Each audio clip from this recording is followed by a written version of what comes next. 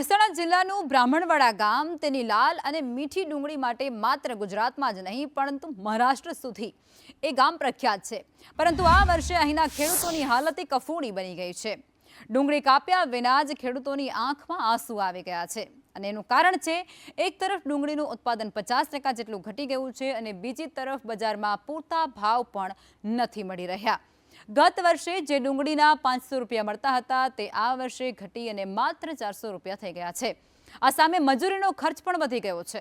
જો કે અહીંની ડુંગળીની ગુણવત્તા એટલી ઉત્તમ છે કે અનેક ગ્રાહકો આજે પણ સીધા ખેતરમાંથી જ ખરીદી કરવા માટે પહોંચી જાય છે અને તે છતાં પણ વેપારીઓની અછત અને આર્થિક ફટકાએ ખેડૂતોની ચિંતા વધારી છે।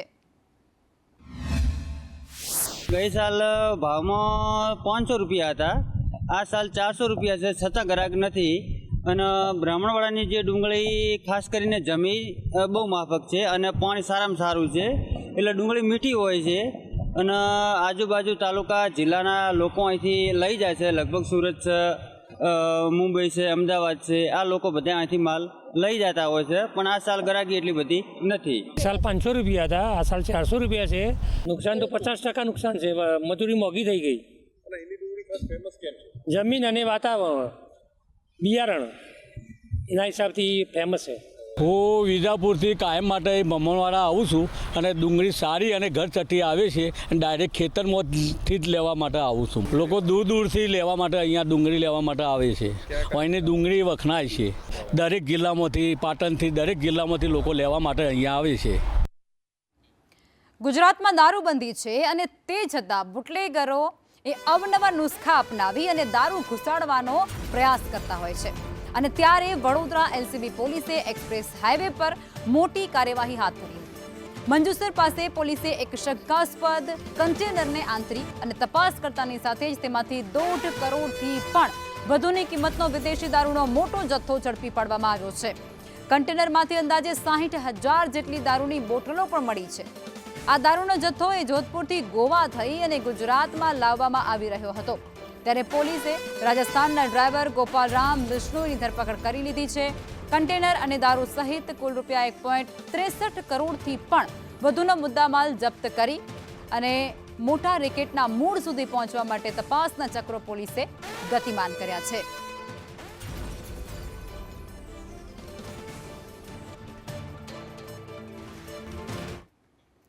અમદાવાદ મ્યુનિસિપલ કોર્પોરેશન એક તરફ કરોડોના ખર્ચે શહેરના બ્યુટિફિકેશનની વાતો કર્યા કરે છે પરંતુ બીજી તરફ નરોડવાનું જે કારિયા તળાવ છે એ તંત્રના પાપે આજે પણ જંગલમાં ફેરવાઈ ગયેલું છે। મિની કાંકરિયા બનાવવાનું સપનું દેખાડવામાં આવ્યું અને સપનું જોનાર આ તળાવ એ છેલ્લા 6 વર્ષથી બંધ હાલતમાં છે અને હવે ત્યાં વિકાસના બદલે વિનાશની ગાથા જોવા મળે છે જેમાં PPP મોડલ હેઠળ 90 વર્ષના ભાડા પેટે આપવામાં આવેલું આ તળાવ એ કોરોના કાળ બાદ ખુલ્યું જ નથી। સ્થાનિકોનો આક્ષેપ કંઈક એવો પણ છે કે બિલ્ડર અને એએમસી વચ્ચેના વિખવાદમાં સામાન્ય જનતાની સુવિધા છીનવાઈ ગઈ છે। અંદર જવાનો રસ્તો પણ અહીં ઝાડી ઝાંખરાથી ભરાઈ ગયો છે અને દુકાનો બનાવી અને ઉઘરાવેલા નાણાં પણ એળે ગયા હોય તેવું લાગે છે।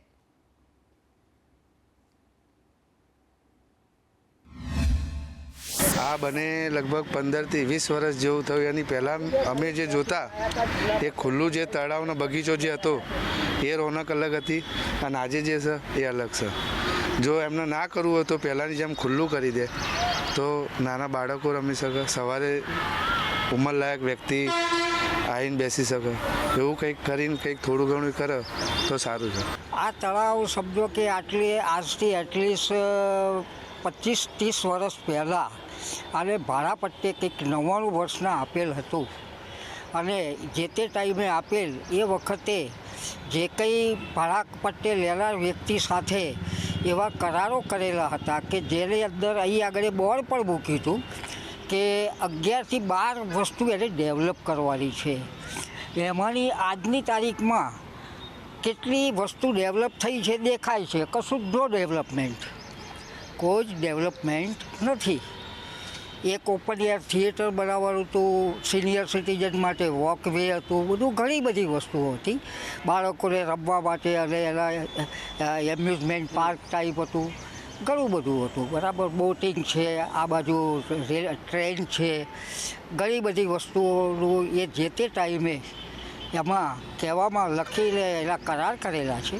છતાંય જે તે દાડાથી બનાવ્યું છે એ દાડાથી સિર્ફ આ ગાર્ડનની અંદર અહીં આગળ ખાલી ગાર્ડન જ છે. ગુજરાતમાં સ્થાનિક સ્વરાજ્યની ચૂંટણીમાં ભાજપના ભવ્ય વિજય બાદ હવે જામનગરમાં સત્તાનું સુકાન કોને સોંપવું તેની કવાયત શરૂ થઈ ચૂકી છે. આજે જામનગર શહેર ભાજપ કાર્યાલય ખાતે પ્રદેશ નિરીક્ષક ગૌતમભાઈ શાહ અને રાજુભાઈ પટેલની ઉપસ્થિતિ વચ્ચે સેન્સ પ્રક્રિયા હાથ ધરવામાં આવી હતી. જામનગર મનપાની 64માંથી 60 બેઠકો પર ભાજપના કોર્પોરેટરો ચૂંટાયા છે, જેમાંથી 30 મહિલા અને 30 પુરુષ સભ્યોના મંતવ્યો લેવામાં આવ્યા છે. મેયર, ડેપ્યુટી મેયર અને સ્ટેન્ડિંગ કમિટીના ચેરમેન જેવા મહત્વના પદો માટે દાવેદારોની પસંદગી કરવા નિરીક્ષકોએ 1 to 1 ચર્ચા કરી હતી. અને બીજી તરફ જિલ્લા અને તાલુકા પંચાયતો માટે પણ નિલેશ શાહ સહિતની ટીમ એ સેન્સ લઈ રહી છે.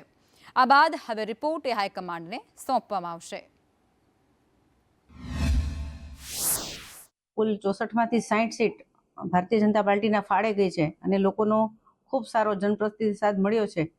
હવે ત્યારબાદની પ્રક્રિયામાં જામનગર મહાનગરપાલિકા ખાતે જે 5 મુખ્ય પદો હોય એના માટેની આજે અભિપ્રાય એટલે કે સેન્સની પ્રક્રિયા હાથ ધરવામાં આવી છે. એમાં આજરોજ જામનગર મહાનગર ખાતે ગૌતમભાઈ શાહ અને રાજુભાઈ પટેલ ઉમેદવારોને અને સંગઠનને આજે સાંભળવા માટે અહીં પધાર્યા છે.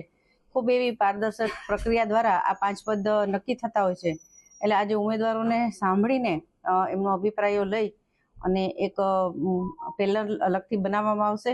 પ્રદેશમાંથી નિરીક્ષક તરીકે નિલેશભાઈ શાહ, સુરેશભાઈ પટેલ અને અરુણાબેન ચૌધરી, જિલ્લા પંચાયત અને તાલુકા પંચાયતના પ્રમુખ, ઉપપ્રમુખ, કારોબારી પક્ષના નેતાના દંડક તરીકે સેન્સની પ્રક્રિયામાં આવ્યા છે. સેન્સ લેવા પ્રદેશ તરફથી નિયુક્ત થયા છે. ત્યારે શાંતિપૂર્ણ સેન્સની પ્રક્રિયા ચાલુ છે. દાવેદારો પોતાની રજૂઆતોમાં કરી રહ્યા છે. વલસાડ જિલ્લામાં ભાજપની પ્રચંડ જીત બાદ હવે સત્તાના સૂત્રો એ કોણ સંભાળશે તેને લઈ અને ભારે સસ્પેન્સ છે.